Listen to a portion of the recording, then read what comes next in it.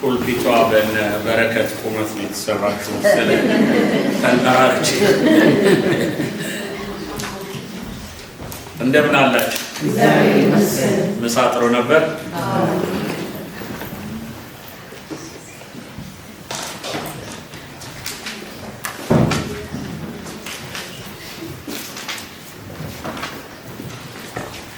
እቺ ነገር ተነስተን ካላስቸገርኳችሁ የእግዚአብሔርን ቃል ክብር ለመስጠት ተነስተን ከመጽሐፍ ቅዱስ አንድ ቦታ እናነባለን።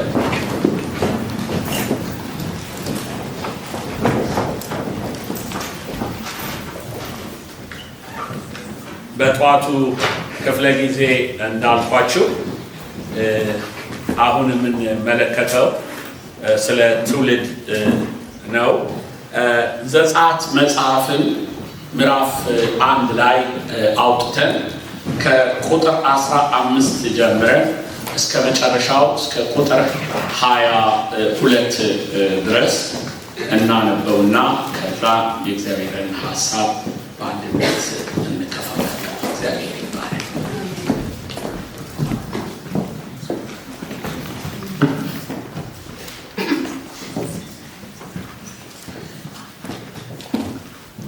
የግብፅ ንጉሥ አንዲት ሲፓራ ሁለተኛይቱ ፉሃ የሚባሉትን የዕብራውያንን አዋላጆች እንዲህ ብሎ ተናገረ። እናንተ የዕብራውያን ሴቶች ስታዋልዱ ለመውለድ እንደደረሱ ባያችሁ ጊዜ ወንድ ቢሆን ግደሉት፣ ሴት ብትሆን ግን በሕይወት ትኑር። አዋላጆቹ ግን እግዚአብሔርን ፈሩ፣ የግብፅ ንጉሥም እንዳዘዛቸው አላደረጉም፣ ወንዶቹን ሕፃናትንም አዳኗቸው። የግብፅም ንጉሥ አዋላጆቹን ጠርቶ ለምን እንዲህ አደረጋችሁ? ወንዶቹን ሕፃናትንስ ለምን አዳናቸው አላቸው። አዋላጆቹም ፈርዖንን የዕብራውያን ሴቶች እንደ ግብፅ ሴቶች ስላልሆኑ እነርሱ ጠንካሮች ናቸውና አዋላጆች ሳይገቡ ስለሚወልዱ ነው አሉት። እግዚአብሔርም ለአዋላጆቹ መልካም አደረገላቸው፣ ሕዝቡም በዛ። እስቲ በዛ በሉ፣ ድገሙታ በሉ፣ እጅግም ጸና፣ ድገሙታ በሉ፣ ሃሌሉያ። እንዲህም ሆነ አዋላጆች እግዚአብሔር ስለፈሩ ቤቶችን አደረገላቸው። ፈርዖንም የሚወለደውን ወንድ ልጅ ሁሉ ወንዝ ጣሉት፣ ሴትን ልጅ ሁሉ ግን በሕይወት አድኑ ብሎ ሕዝቡን ሁሉ አዘዘ ይላል። እንጸልያለን። አባትና አምላክ እናመሰግናለን፣ እናመልክህ ዘንድ ስለረዳህን፣ ስለ ታላቅ ምሕረትህ፣ ስለ ቸርነትህ በመካከላችን እየገለጽከው ስላለ የአንተ ክብር እናመሰግንሃለን። አባቶ ይለምንሃለው ቃል ማንበብ ቃል መስማት ብቻ እንዳይሆን ነገር ግን በሕይወታችን ክብር ተሸክመን እንድንሄድ ወደ የመጣንበት ስፍራ ስንመለስ ለትውልድ አደራ ይዘን እንድንሄድ የሚያስችልን የአንተ መንፈስ በመካከላችን እንድታፈስብን በኢየሱስ ስም እጸልያለሁ።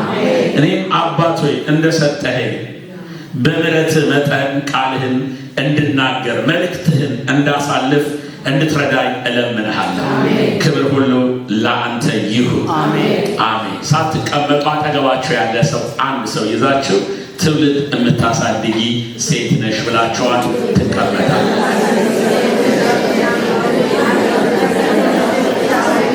ተባረኩ። ጌታ ይባርካችሁ።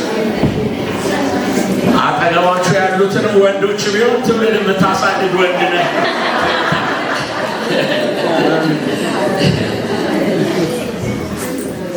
ጌታ ይባረክ። ከእህቶች ጋር እንግዲህ ማምለክ በጣም ደስ ይላል። በጣም ነው በአምልኮ የተነካሁት። እግዚአብሔር ይባርክሽ። አምልኮ ስትመሪ የነበርሽ እህት እግዚአብሔር ጸጋ ይብዛልሽ። እግዚአብሔር ይባረክ። አሁን እንዳልኳችሁ ስለ ትውልድ ነው መናገር የምፈልገው። እንግዲህ ጌታን ካገኘው ረጅም ጊዜ ሆነ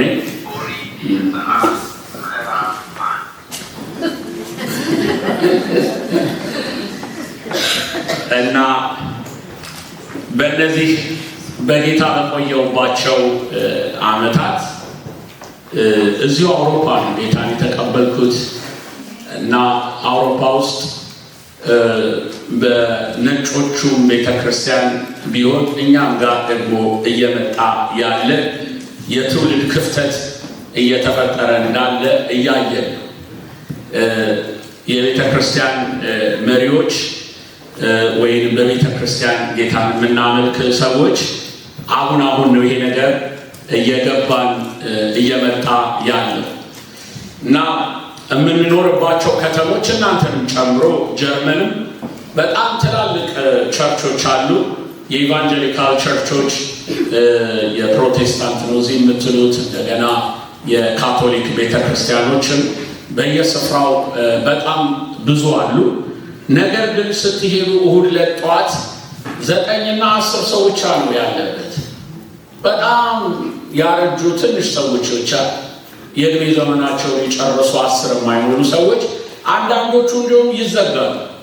ከመዘጋትም አልፈው አንዳንድ ቤተክርስቲያኖች ሌሎች የእምነት ክፍሎች ተከራይተዋቸው እንደ እስልምና ሌላም ነገር እንደገና ጭፈራ ቤትም የሆኑ እንዳሉ እዚህ አገራችን ያለ ይመስላል።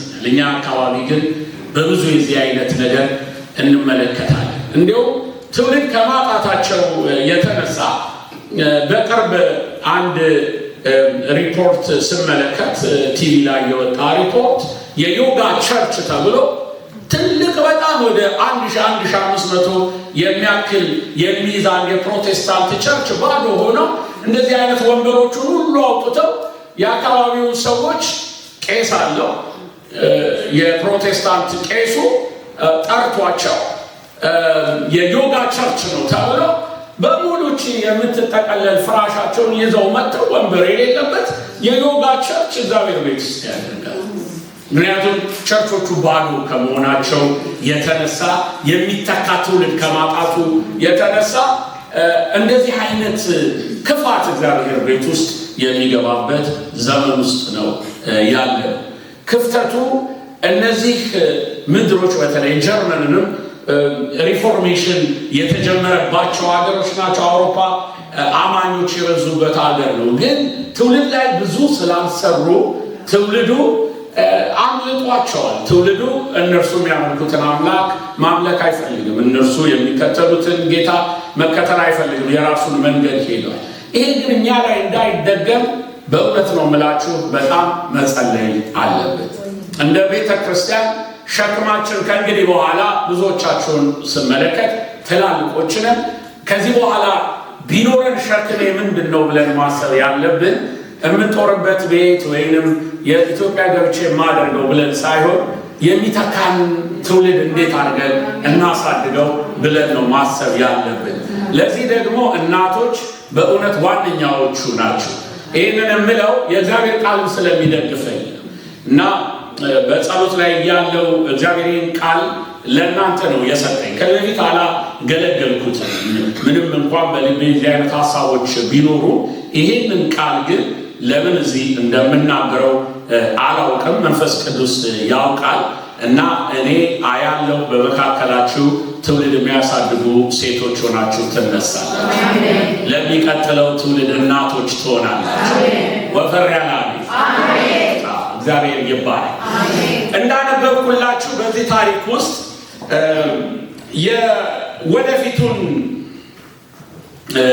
ትውልድ ኢላማ ያደረገ ጠላት ፈርዖን የእስራኤላውያኖችን መብዛት ተመልክቶ በወቅቱ ያለውን ትውልድ ማጥፋት ሳይሆን የፈለገው እነርሱም የሚተካቸውን ትውልድ ለማጥፋት ስለፈለገ በዚህ በምዕራፍ 1 ላይ ፈርዖን የፈራው የእስራኤል አሁን በወቅቱ የነበሩትን ትውልድ ሳይሆን ከነርሱ በኋላ የሚመጡት የሚበዙ ስለሆኑ ጠንካራ ስለሆኑ ከሲስተሙ በላይ የሆኑ ትውልዶች ስለሆኑ እነርሱን በአጭር ለመቅጨት እቅድ ያወጣል እና ይህ እቅድ ሲወጣ በወንዶች ላይ ብቻ ሳይሆን ወንዶች የሚልበት ወንዶች ሊደርሽፕ ተሸካሚ ስለሆኑ ነው እንጂ ሴቶችንም ቢሆን በዚህ ዘመን ስናስብ ተመሳሳይ እሳቤ አለ።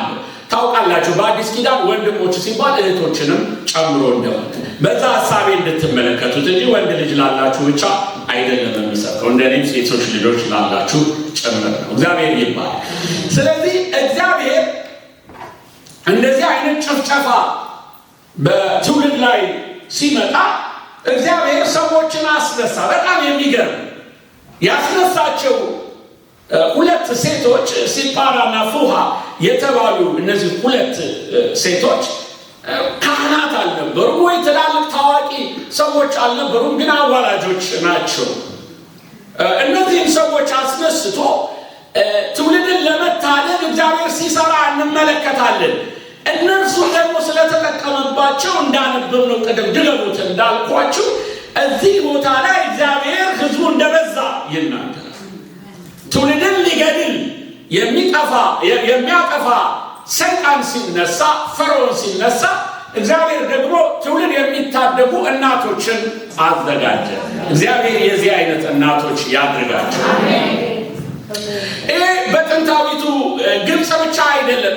ዛሬ ታውቃላችሁ በየስፍራው የሚነሱ ሲስተሞች በሙሉ ትውልድን ለማጥፋት የታቀዱና የተሰሩ ሲስተሞች ናቸው። በየኪንደርጋርተኑ በየግሩንድሹለ ወይንም ኤሌመንተሪ ስኩል ሃይ ስኩል ድረስ የሚሰጧቸው ካሪኩለም ሆነ ተብለው ወደፊት በሚያድጉበት ጊዜ እግዚአብሔር የለም እንዲሉ ተደርጎ የተሰሩ ካሪኩለሞች ነው የሚያስፈልጓቸው። በቅርብ የሰማሁት የአሜሪካ ሴናቶች ስብሰባቸው ላይ አንድን ሰው አቅርበው የሴናቶቹ ጥያቄ ይጠይቁታል። ይህንን ሰው ይሄ ሰው ለእድሜያቸው 11 እና 13 ድረስ ላሉት የስድስተኛ ክፍል ተማሪዎች መጽሐፍ የጻፈ ነው። ይሄ የትምህርት ቤት የሚማሩበትን መጽሐፍ የትምህርት መጽሐፍ ይሄ ዝም ብሎ የሚነበብ መጽሐፍ አይደለም። የትምህርት መጽሐፍ አዘጋጅ ነው። በግልጽ ቋንቋ ጌይ ነው። ከልጅነቱ ጀምሮ ጌይ ነው ከሆነ እድሜው ጀምሮ እና ይሄንን ሰው በሚጠይቁት ጊዜ ሴናቱ የተናገረው ነገር በጣም ልቤን ስትራክ አደረገ። አንተ የጻፍከውን መጽሐፍ አይደለም የ12 ዓመት ልጄ እኔ ቃላቶቹን ላነበው መጽሐፉን ይዞታል። ቃላቶቹን ላነበው ይቀፈኛል። ደንበኛ ይሄ ሴክሹዋል የሆነ ቃል ለልጆች የማይመጥን እንደገና በተቃራኒ ጾታ መካከል ያለን ሳይሆን በተመሳሳይ ጾታ መካከል እንዴት አድርጎ ትምህርት ቤት ውስጥ እንደዛ እንደሆነ እንዴት አድርጎ ወደ ጌና ለ12 ዓመት ልጆች ተመልከቱ። ትውልዱን ለመብላት እነርሱ ሆነ ብለው አልገባንም፣ አልተረዳንም እኛ። እነርሱ ግን ሆነ ብለው ፈርዖን እዚህ ላይ ያደረገው ልክ እንደዚሁ ነው። የሚቀጥለው ትውልድን ስለፈራው የሚቀጥለው ትውልድ ገና ሲወለድ እንዲቀጫል፣ ገና ሲወለድ እንዲጠፋ አለ። ስለዚህ ይሄ ሰዎችን ጠራ። እነዚህ ሰዎች እናቶች ናቸው። የሚመጡት ግደሏቸው፣ ልትገድሏቸው ይገባል። እነዚህ ሰዎች ደግሞ አንገድልም ብለው በምን አይነት መንገድ እንደሄዱ እንመለከታለን። ትንሽ ነጥቦች አብረን እንድናይ እፈልጋለን። ዛሬ የሆነ ትንቢታዊ መልእክት ነው ያለኝ። በኋላ በደንብ ለትውልድ በሆላንድ ላይ ላለ የሚነሳ ወጣት ትውልድ እንጸልያለን። ተመልከቱ፣ ጠላት የሚያጠቃን ለምን እንደሆነ ታውቃላችሁ? ስለሚፈራን። ፈርዖን እስራኤልን ባይፈራ እግዚአብሔር ሊያስነሳ ያለውን ትውልድ ባይፈራ ኖሮ እነዚህን ወጣቶች ሕፃናቶች ሲወለዱ እንዲገደሉ አያዝም ነበር። ነገር ግን ፈርቷቸዋል። በእውነትም የሚያስፈራ ትውልድ በኋላ መተን እናየዋለን። ይገደሉ ከተባሉት መካከል የወጡ ትውልዶች ነበሩ። እነ አሮን ሊቀ ካህኑ፣ እነ ማርያም ነቢይ፣ እንደ ሙሴ ያሉት አዳኞች የወጡት ይገደሉ ከተባሉት ትውልዶች መካከል ነው። ስለፈራ ነው ጠላት። አዳምጡኝ። አሁን ለምሳሌ አንድ ዶሮ አባሮ ለመያዝ ታንክ የሚጠቀም ሰው መትረየስ ይዞ ኖሮን የሚያሳድደ ይኸውላችሁ፣ እኛ በዚህ ምድር ላይ በጣም ትንሾች ብንሆን ኖሮ ጠላት የተለያየ እምነታችንን ለማጥፋት አደጋን አያመጣብንም ነበር። በትልቁ አይዋጋንም ነበር። ጠላት የሚዋጋ ለምንድን ነው? ትውልዳችንን የሚዋጋበት ምክንያት ለምንድን ነው? በትውልዳችን ላይ የእግዚአብሔር ዓላማ ስላለ። የሚቀጥለው በዚህ ምድር ላይ የሚነሳ በአውሮፓ ላይ የሚነሳ ሪቫይቫል እመኑኝ ከዓመታት በኋላ ታያላችሁ። በልጆቻችን የሚነሳ ሪቫይቫል በደንብ አሜን በሉ።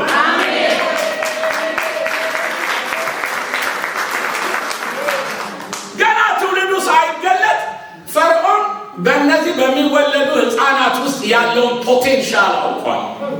የታነቀ ኃይል እንዳላቸው አውቀዋል። ስጋት ናቸው አለ።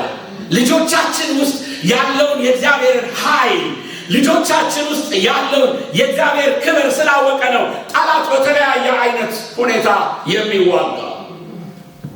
ዛሬ ልጆቻችሁ ጥሪያችሁንና ህልማችሁን ይዘው የሚቀጥሉ መሆናቸውን ካላወቃችሁ በስተቀር ልጆቻችሁን ታጣላችሁ። በእናንተ የተጀመረ የእግዚአብሔር ሥራ እዚህ ምድር ላይ ስደተኞች ሆናችሁ መሰብሰባችሁን አትዩ። ያጣችሁ እንደነርሱ ያልደረሳችሁ ሆናችሁ መሰብሰባችሁን አትዩ። እስራኤልም በግብፅ ምድር እንደዚህ ነበር። ከኛ የባሰ ስደተኞች ነበሩ። ስደተኛ ነበር አባታችሁ ያዕቆብ ይላል መጽሐፍ ቅዱስ። ነገር ግን እግዚአብሔር ከነርሱ በቀጠለው ትውልድ እግዚአብሔር ትልቅ ስራ ነበር የሰራው። ጠላት የሚፈራን እኛ ውስጥ ያለ የሆነ ነገር እግዚአብሔር ያስቀመጠው ስላለ ነው። ዝም ብሎ አላመጣንም። እግዚአብሔር እንጀራ ፍለጋ አይደለም። መስሏችሁ ሊሆን ይችላል። ተሰዳችሁ፣ ግማሹ በባህር ግማሹ ለትምህርት መጥቶ ግማሹ የሆነ ነገር መስሏችሁ ሊሆን ይችላል። ለራሳችሁ አይደለም። እግዚአብሔር ወደዚህ ሲያመጣን ባላማ ነው ያመጣን። በትውልዳችን ውስጥ የእግዚአብሔር ኃይል አለ። በልጆቻችሁ ውስጥ የእግዚአብሔር ክብር አለ።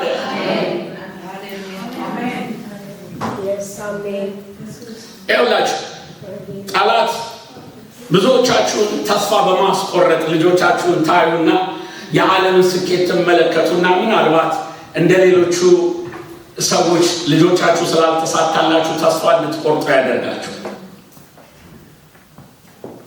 ወይንም በራሳችሁ የባህል ጫና፣ የቋንቋ ዲፍረንስ ስታገኙ በልጆቻችሁ መካከል በቃ እኔ አልችልም ብላችሁ እንድትተዉ ያደርጋችሁ። በልጆቻችሁ በእናንተም ላይ ይሄ የአይዴንቲቲ ክራይሲስ እንዲፈጠር ያደርጋል። ጥቁርነሽ አትችይም፣ ከሌላው የተለየነ እነሱ ናቸው የሚችሉት አንተ አትችልም። እነዚህ ነገሮች ሁሉ የሚሆኑበት ዝም ብሎ የሚያልፍ እንዳይመስላችሁ። ምክንያቱም እግዚአብሔር በልጆቻችሁ ውስጥ ያለውን ፖቴንሻል ስለሚያውቅ ስላስቀመጠ ሊጠቀምበት ስለፈለገ፣ ጠላት ደግሞ ይህንን አስቀድሞ ስለሚያውቅ ነው። ኢየሱስ ስለ ጴጥሮስ ያለውን ታውቃላችሁ። ጠላት እንደ ስንዴ ሊያበጥርህ ለመነ፣ እኔ ግን ስለ አንተ ምን አደረግኩኝ? ለምንድን ነው ጴጥሮስ ላይ ፎከስ ያደረገው? ለምን? ጴጥሮስ መሪ እንደሆነ ያውቃል። ቁልፍ እንደተቀበለ ያውቃል። ጴጥሮስ በባለ 50 ስንት ሰው ወደ እግዚአብሔር እንደሚያመጣ ያውቃል። ጠላት በልጆቻችን ውጊያ አለብን የምትሉ ሰዎች እንኳን ደስ ያላችሁ። ምክንያቱም ልጆቻችሁ ውስጥ የእግዚአብሔር ኃይል ስላለ ነው ጠላት የሚዋጋቸው። ሃሌሉያ።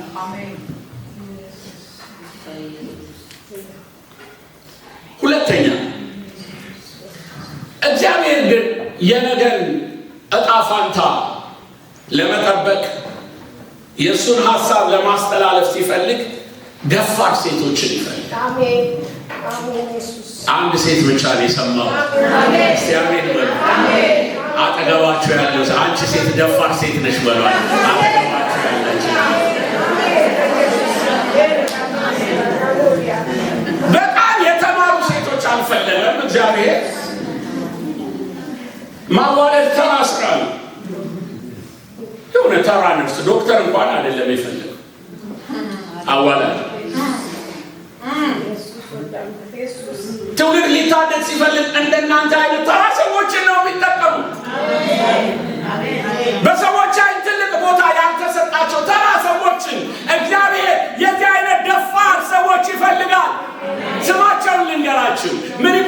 ይሆናሉ። ሲፓራና ፉሃ ይባላል። ሲፓራ ማለት ቆንጆ አርጋ ሰሪ ማለት፣ ቆንጆ ትሰራለች፣ አሪፍ አርጋ ትሰራለች፣ መልካም ነገር ትሰራለች ማለት ነው። ፉሃ ደግሞ ማለት ጨዋቂ ማለት የምትጮህ። እነዚህ ሁለት ነገሮች የእናንተ ሚስጥሮች ናቸው። የሚቀጥለውን ትውልድ ቆንጆ አርጋችሁ የምታነሱት፣ የምታወጡት፣ የምታበቁት እናንተ ናችሁ። አሜን። አረ እንደገና አሜን። ይኸውላችሁ ጎበዝነት ትችላለህ። የእግዚአብሔር ዓላማ አለ በልጃችሁ ላይ። ትችላለህ፣ አትቆምም። እግዚአብሔር ይወዳል። እግዚአብሔር አንተ ይጠቀማል ያላችሁ ልጆቻችሁን ቆንጆ የምታደርጉ እናንተ ናችሁ። ዲስካሬጀሮች አይደላችሁ። ተስፋ አስቆራጮች አይደላችሁ። የምታነሱ ናችሁ።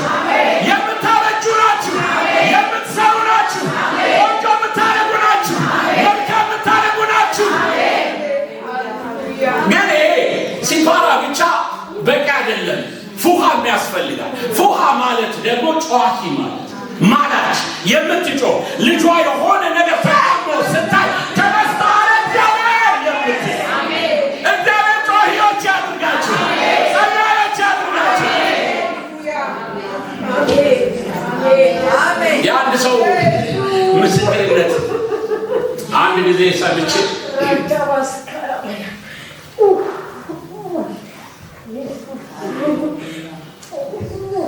ልጁ ከጌታ ቤት ወጣት ነበር። ከጌታ ቤት ወጥቶ በጣም ተንከራታችሁ በሚያሳዝን ህይወት ውስጥ አለፈ እና አንድ ቀን ተንበርክኮ ወደ እግዚአብሔር ለመመለስ ስክር ብሎ ወደ እግዚአብሔር ለመመለስ ተንበርክኮ እግዚአብሔርን ለመነው። በቃ መልሰን እግዚአብሔር መልሰን። ከዛ በህልሙ እግዚአብሔር ተናገረው፣ እመልስሃለሁ። የምመልስህ ግን አሁን ዛሬ አንተ ስለ ጮኸው ጩኸት አይደለም። እናትህ በየቀኑ ስለ አንተ ታለቅሳለች። ትልቅ አገልጋይ ነው፣ ትልቅ አገልጋይ። ምክንያቱም እሱ በወጣ ቁጥር እናቱ ታለቅሳለች፣ ትጮኻለች። እግዚአብሔር ልጄን ትላለች፣ እግዚአብሔር ትውልዴን ትላለች። እግዚአብሔር እግዚአብሔር መንፈስ ያፈስናቸው። ሽቱትጋርት እያለሁኝ አንድ ወዳጄ ልጁ የሆነ ዕድሜ ላይ አስቸገረ፣ ጎረመሰበት በጣም እና ክለብ መሄድ ጀመረ። በቃ እናትና አባት ያለቅሳሉ፣ ይጮሃሉ፣ ያለቅሳሉ። ከዛ አንድ ቀን መጣና ልጁ 19 ዓመቱ ነው። መኪና ስጠኝ አለ። ለምንድን ነው? ክለብ ስለሚሄድ ማታ ስለሚመሽብኝ በምንም መለሳለሁ፣ መኪና ስጠኝ አለ አባቱ እምቢ ሊለው ፈለገና ምንም ማድረግ አልከለክለውም። በቃ ይውሰዳልና መኪናውን ሰጠና ተንበርክኮ ማልቀስ ጀመረ ከእናት። እውነተኛ ታሪክ ነው። ሌሊት 3 ሰዓት ላይ ልጁ መጣ። ልጁ ሲመጣ አባቱን ቀሰቀሰና እንደዚህ አለው፣ አባዬ ክለብ ሄጄ እግዚአብሔር እዚህ ምን ትሰራለህ?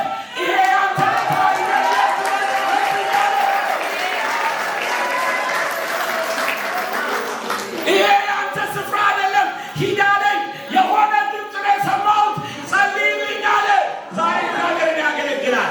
ዛሬ ይኸውላችሁ ጀርመን ውስጥ የታወቁ 2 ፖድካስተሮች አሉ።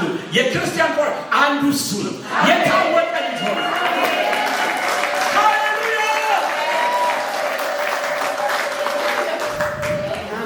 እግዚአብሔር የነገን ዕጣ ፈንታ በእናቶች እጅ ላይ አስቀምጧል።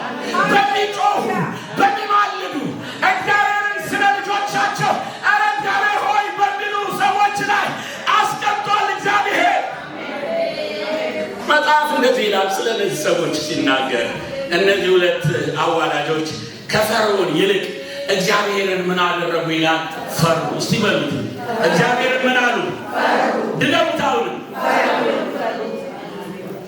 ይኸውላችሁ የልጆቻችሁ መታደግ፣ የትውልድ መነሳት የሚጀምረው ከእናንተ የእግዚአብሔርን የመፍራት ሕይወት እናንተ እግዚአብሔርን ስትፈሩ እግዚአብሔር እንደሚችል ስታውቁ እንደሚለውጥ ስታውቁ ወደ እግዚአብሔር ስትመጡ እግዚአብሔርን ቃል መታዘዝ ስትጀምሩ ወደ እግዚአብሔር መጮህ ስትጀምሩ በልጆቻችሁ ላይ ፖዘቲቭ የሆነውን ነገር መናገር ስትጀምሩ በትውልዱ ላይ ለውጥ ታያላችሁ። በትውልዱ ላይ መነቃቃት ታያላችሁ። በትውልዱ ላይ መነሳት ታያላችሁ።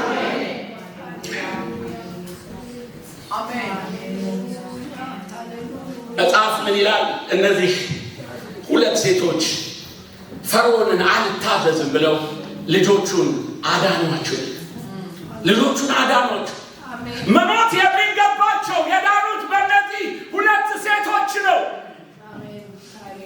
በሚጮሁና በልጆቹ ላይ መልካም በሚናገሩ ሰዎች እግዚአብሔር ትውልድ ያድናል፣ ትውልድ ይመልሳል። ኢየሱስ ቁጥር 20 ላይ ስትመለከቱ ምን ይላል? እግዚአብሔርም ለአዋላጆቹ መልካም አደረገላቸው፣ ሕዝቡም በዛ እጅግ ጸና።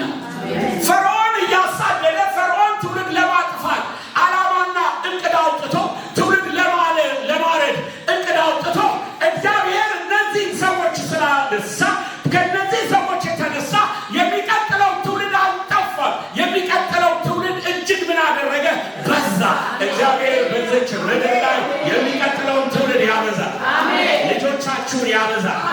አረ ልጆቻችሁን ያበዛል።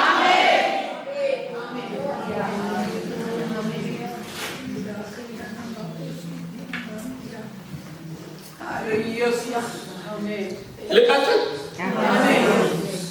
ያላችሁ እግዚአብሔር ደግሞ ለአዋላጆቹ መልካም አደረገላቸው ይላል። እነሱ ትውልድ ለማስነሳት ሲጥሩ እግዚአብሔር ደግሞ የእነሱ ቤት ሰራላቸው ነው የሚለው። መልካም አደረገላቸው። አንቺ ለትውልድ ስትጸልይ፣ አንቺ ለትውልድ ስትሮጪ እግዚአብሔር ደግሞ የአንቺን ቤት ይሰራል፣ የእናንተን ቤት ይሰራል። እናንተ የሚያስፈልጋችሁን ነገር እግዚአብሔር ያደርጋል።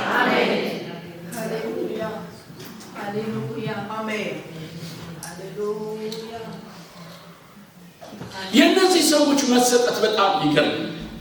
የእነዚህ ሁለት ሴቶች መሰጠት፣ ጠላታቸውን አለመፍራታቸው፣ እግዚአብሔርን ማመናቸው አንድ ትውልድ እንዲተርፍ አደረጉ። በእነርሱ ምክንያት ከእነርሱ የሚቀጥለው ትውልድ እንዲተርፍ አደረጉ። አንዳንዶቻችሁ ምናልባት ብዙ ዓመት ጮኻችሁ ሊሆን ይችላል። ብዙ ዓመት ጸልያችሁ ሊሆን ይችላል። እግዚአብሔር የሚቀጥለውን ትውልድ እንዴት ነው የምታስነሳው? እንዴት ነው የምታደርገው? እግዚአብሔር ግን የማንም ሰው ባለዕዳ አይደለም። የማንም ሰው ባለዕዳ አይደለም። የጸለያችሁትን ጸሎት ትውልድ በማትረፍ ያሳያችኋል። ዘመናችሁ ሳይፈጸም ታያላችሁ። ዘመናችሁ ሳይፈጸም ትውልድ ተነስቶ ታያላችሁ። ልጆቻችሁ እግዚአብሔርን ስራ ሲሰሩ ታያላችሁ። በከተማው ላይ የእግዚአብሔር ስራ መሰራት ሲጀምር ታያላችሁ። ጀርመን ከፓስተር አሌክስ ጋር በ2003 2006 ምናምን ድረስ አንድ አጀንዳ ነበረ እና ይሄ አጀንዳ ምንድን ነው? በጀርመን ከተማ ያሉት አብያተ ክርስቲያናት ባሉበት ከተሞች ያሉትን ልጆች ከ10 ዓመት እስከ 16 ዓመት ያሉትን እንወስዳቸውና 5 ዓመት ወይ 6 ዓመት በተከታታይ ሽቫርስቫልድ የሚባል ቦታ አለ። ብላክ ፎረስት የሚባል ጫካ ነው ሰፈሩ እና የክርስቲያኖች ሪሶርት አለ።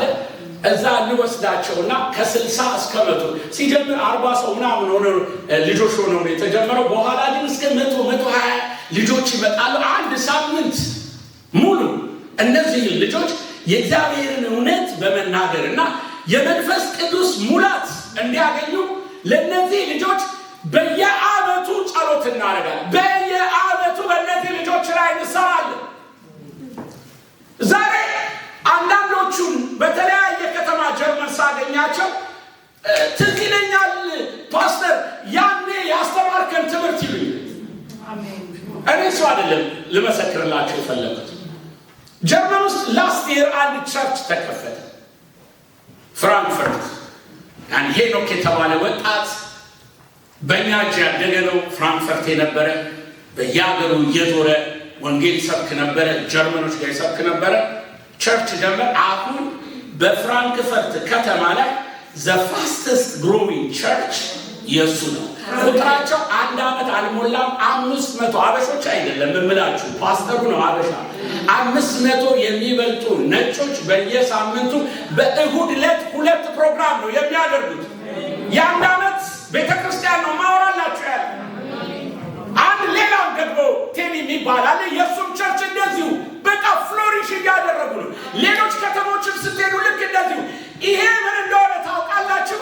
የሚቀጥለውን ትውልድ የሚወርሱ የእኛ ልጆች እንደሆኑ በድፍረት እናገሩ።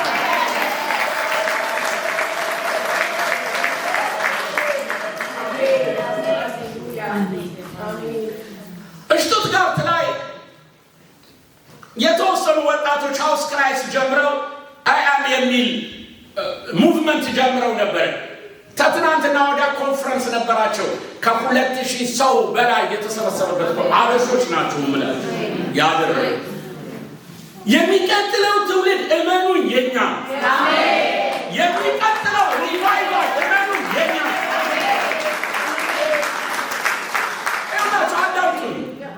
ያለፉትን 30 ዓመት ያሳለፋችሁትን አስቡት። አዳር ጸሎት ስትጸልዩ ትውልድ አስብ ስትሉ እግዚአብሔር ልጆቻችንን አስነሳ ስትሉ እግዚአብሔር ጸሎት የማይሰማ መሰላችሁ? እግዚአብሔር ጸሎት የማያደምጥ መሰላችሁ? የሚመልስበት ጊዜ ደርሷል። በከተማዎቻችሁ ላይ የሚመልስበት ጊዜ ደርሷል። እነዚህ ሰዎች ትውልድ አስመለጡ። ሲስተሙን ሰበሩ። የዚህ ዓለም ሲስተም አልያዛቸውም። የፈርዖን ሲስተም አልያዛቸው። የፈርዖንን ሲስተም እምቢ አሉ። ትውልድ የሚያጠፋውን ሲስተም እምቢ አሉ።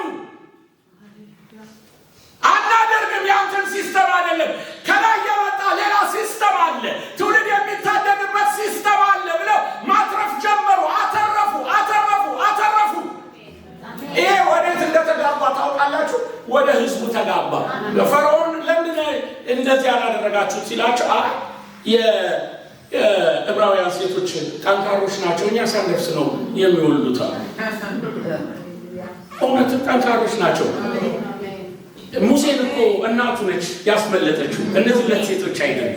እነዚህ ሴቶች ለሌሎች ዕብራውያን ሴቶች ሁሉ ትውልድ የማስመለጥ ምሳሌ ነው የሆኑት።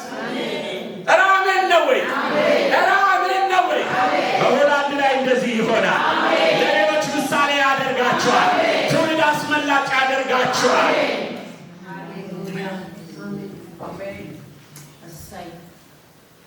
አንዴ እንነሳ። ትንሽ መጸለይ እፈልጋለሁ። ይህንን ቃል ቆማችሁ መናገር ነው።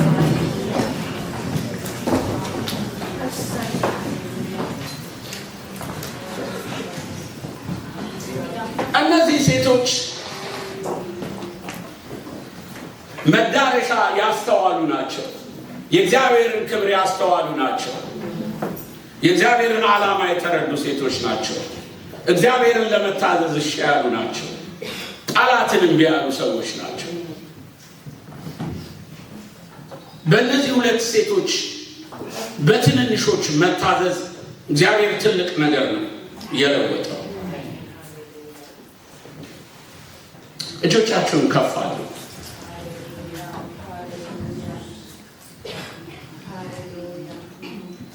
እንደዚህ እኔም ብለው እንደቀድሙ አዋጅ ነው የምናውጀው።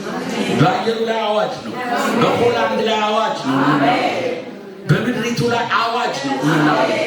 እንደዚህ ትላላችሁ፣ እግዚአብሔር በእጄ ያስቀመጠው ትውልድ አይሞትም በሉ። እግዚአብሔር በቤቴ የሰጠኝ ትውልድ አይሞትም በሉ። ልጆቼ በጠላት አይበሉም በሉ። እግዚአብሔር የሰጠኝ ትውልድ አይጠፋም። የሚቀጥለውን ትውልድ አለ።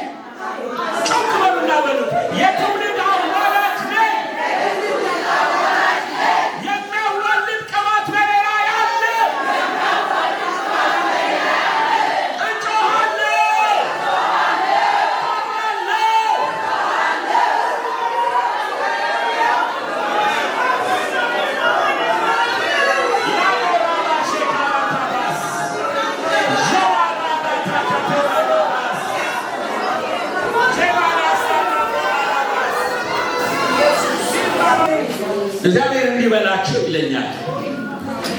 የሚነሳ ትውልድ ጠብቁ፣ ኤክስፔክት አድርጉ ይላል።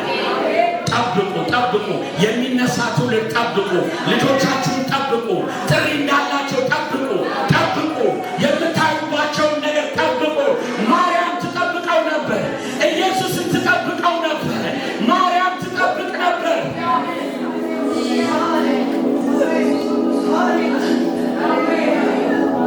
ጠብቁ፣ እያመናችሁ ጠብቁ። እግዚአብሔር የሚያስነሳው ነገር አለ። ጠብቁ። በከተማችሁ ላይ፣ በቤተ ክርስቲያናችሁ፣ በቤታችሁ ጠብቁ። በልጆቻችሁ ላይ ጠብቁ። እነ ሙሴ ይነሳሉ፣ እነ ማርያም፣ እነ አሮን ይነሳሉ፣ ካህናቶች ይነሳሉ፣ ነቢያቶች ይነሳሉ፣ የወንጌል ሰዎች ይነሳሉ፣ በድፍረት የሚናገሩ ይነሳሉ።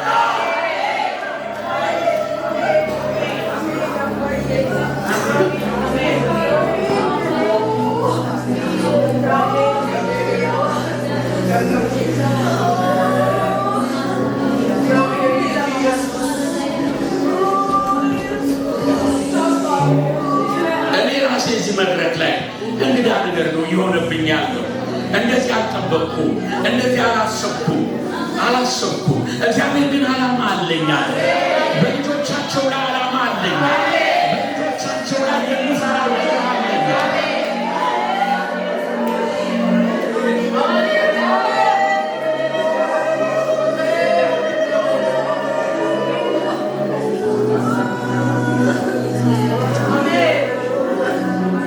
ወገኖች አዳምጡኝ።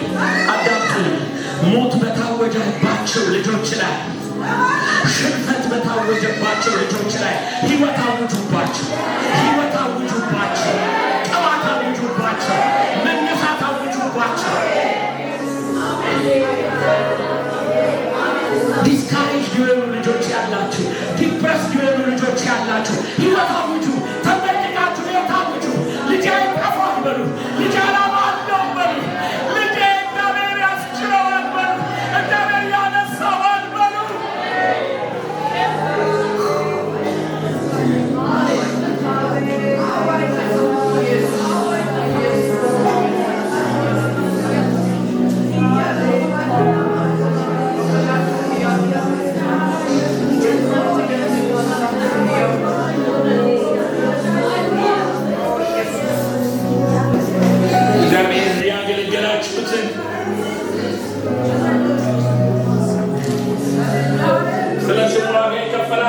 ይረሳ ዘንድ እግዚአብሔር አመፀኛ አይደለም። ልጆቻቸው አይጠፉም። ዓላማ አላቸው። ጠላት ሊገድላቸው አሰበ፣ እግዚአብሔር ግን በሕይወታቸው ዓላማ የሚወጣ ትውልድ ነው። በሰልፍ የሚወጣ ትውልድ ነው። በኃይል የሚወጣ ትውልድ ነው። በታምራት የሚወጣ ትውልድ ነው። የሚቀጥል ትውልድ ነው። ታቦት ተሸካሚ ትውልድ ነው።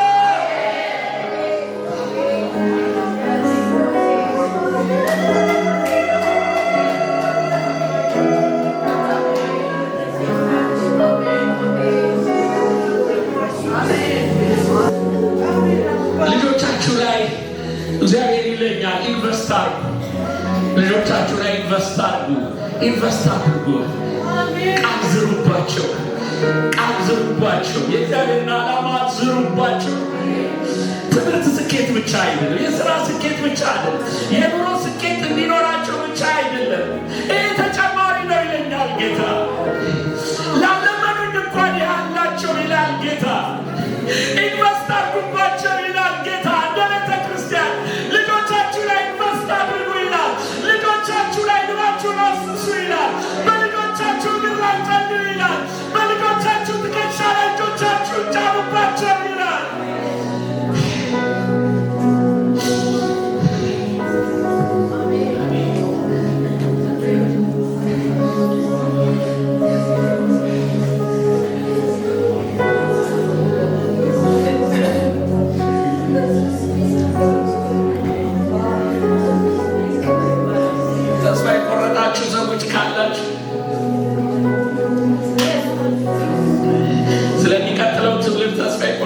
መሪዎች ካላችሁ፣ እናቶች ካላችሁ ዛሬ ተስፋ በጠላት ቁረጡ እንጂ በጌታ ተስፋ አይቆረጥም።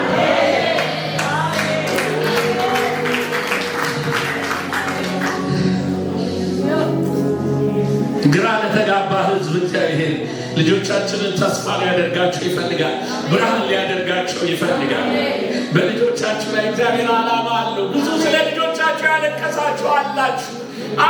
ስለ ልጆቻችሁ ያነባችሁ፣ የተጣመሙ የመሰላችሁ፣ መንገዳቸውን የሳቱ የመሰላችሁ ይመለሳሉ ይለኛል።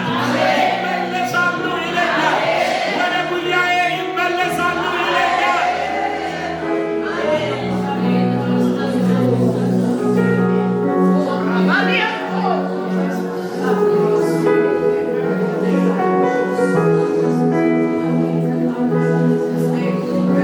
እንነሳ። ይቅርታ ተቀመጡ፣ ተነሱ በማለት አንድ ጊዜ እንነሳ። የጌታ መገኘት እዚህ ቤት ውስጥ አለ።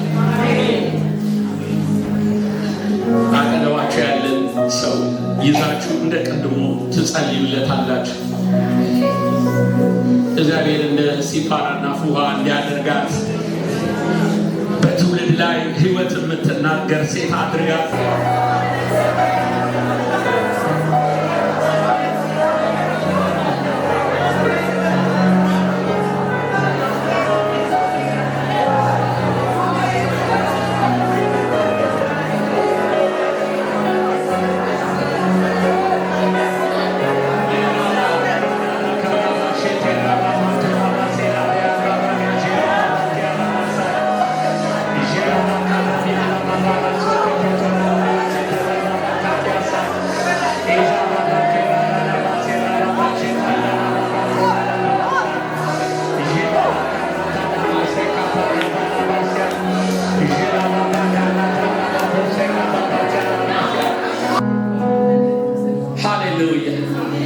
አሁን ይኸውላችሁ አንድ እጆቻችሁን ቀኝ እጃችሁን ጭንቅላታችሁ ላይ አድርጉት።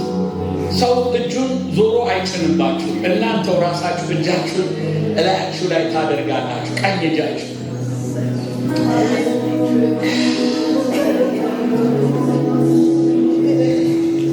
ሕይወት የሚናገር አንደበት፣ እንደገና የሚማልድ ልብ እግዚአብሔር ይህንን ቅባት በእናንተ ላይ የአዋላጅ ቅባት በእናንተ ላይ የሲፓራን ቅባት በእናንተ ላይ የፉሃን ቅባት በእናንተ ላይ አሁን እየጸለይኩኝ ብዙዎቻችሁ በቅባቱ ትነካላችሁ። ቤተ ክርስቲያኖቻችሁ ከእንግዲህ በኋላ ትውልድ አልባ አይሆኑ፣ በትውልድ ይቀጥላሉ። የሚቀጥል ትውልድ ይኖራል። የሚቀጥል ትውልድ ይኖራል። እጆቻችሁን አሁን ጭንቅላታችሁ ላይ እንዳረጋችሁ ጸልያለሁ። እግዚአብሔር ሆይ ቅባት በላያቸው ላይ ይፍሰስ።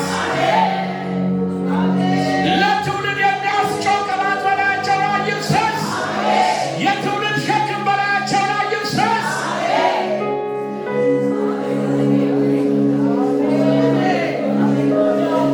ጸልዩ ጸልዩ።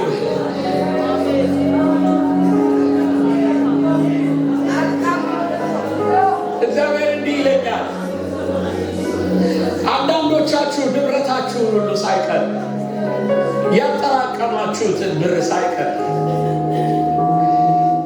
የሰበሰባችሁትን ነገር ሁሉ ሳይቀር ለሚቀጥለው ትውልድ ኢንቨስት አደርጋለሁ ስትሉ አያለሁ። እግዚአብሔር ሸክም ሲከትባችሁ አያለሁ። በየቤተ ክርስቲያኖቻችሁ የትውልድ ሸክም ውስጣችሁ ይነድባችኋል። እግዚአብሔር በውስጣችሁ እንደ እሳት እግዚአብሔር ቅባቱን ይከትባችኋል።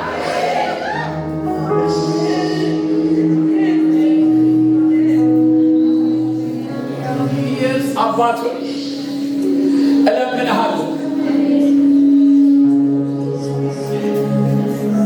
በዚህ ምድር ላይ ያሉ አብያተ ክርስቲያናቶች በወጣቶች እንዲሞሉ፣ አሜን በሉ፣ በልጆች እንዲሞሉ፣ በሕፃናት እንዲሞሉ፣ በተለየ ትውልድ እንዲሞሉ፣ በእነ ሳሙኤል እንዲሞሉ፣ ለእግዚአብሔር በተለዩ ሰዎች እንዲሞሉ፣ ውስጣቸው የእግዚአብሔር እሳት የሚበላቸው ወጣቶች እንዲነሱ፣ ይህንን ምድር የሚወርሱ ወጣቶች እንዲነሱ